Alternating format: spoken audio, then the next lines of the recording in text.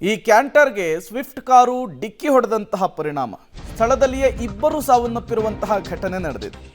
ಕನಕಪುರದ Sathanur bus ನಿಲ್ದಾಣದ ಬಳಿ ಘಟನೆ ನಡೆದಿರುವಂಥದ್ದು.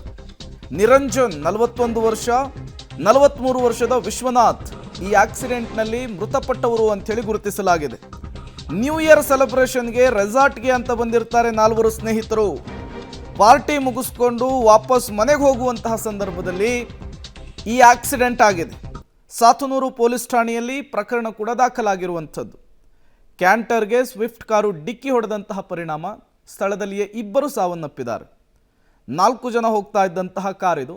ಮತ್ತಿಬ್ಬರಿಗೆ ಚಿಕಿತ್ಸೆಯನ್ನು ಮುಂದುವರಿಸಲಾಗಿದೆ. ಆ ಸ್ವಿಫ್ಟ್ ಕಾರು, ಬಿಳಿ ಬಣ್ಣದ ಸ್ವಿಫ್ಟ್ ಕಾರ್ ಏನಿದೆ ಅದು ಸಂಪೂರ್ಣವಾಗಿ ಕ್ಯಾಂಟರ್ನ ಒಳಗಡೆನೆ ಹೋಗ್ಬಿಟ್ಟಿದೆ.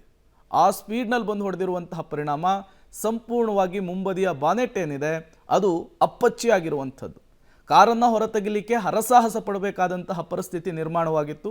ಹಿಂಬದಿ ಇದ್ದಂತಹ ಇಬ್ಬರನ್ನ ತತ್ಕ್ಷಣಕ್ಕೆ ಆಸ್ಪತ್ರೆಗೆ ಅಂಥೇಳಿ ದಾಖಲಿಸಲಾಗಿದೆ. ಮುಂಬದಿಯ ಇಬ್ಬರು ಸಾವನ್ನಪ್ಪಿದ್ದಾರೆ ಎನ್ನುವಂತಹ ಮಾಹಿತಿ ಸಿಗ್ತಾ ಇರುವಂಥದ್ದು. ನ್ಯೂ ಇಯರ್ ಪಾರ್ಟಿಗೆ ರೆಸಾರ್ಟ್ಗೆ ಅಂಥೇಳಿ ಈ 4 ಕೂಡ ಸ್ನೇಹಿತರು ಹೋದಂತಹ ಸಂದರ್ಭದಲ್ಲಿ ಘಟನೆ ಆಗಿದೆ.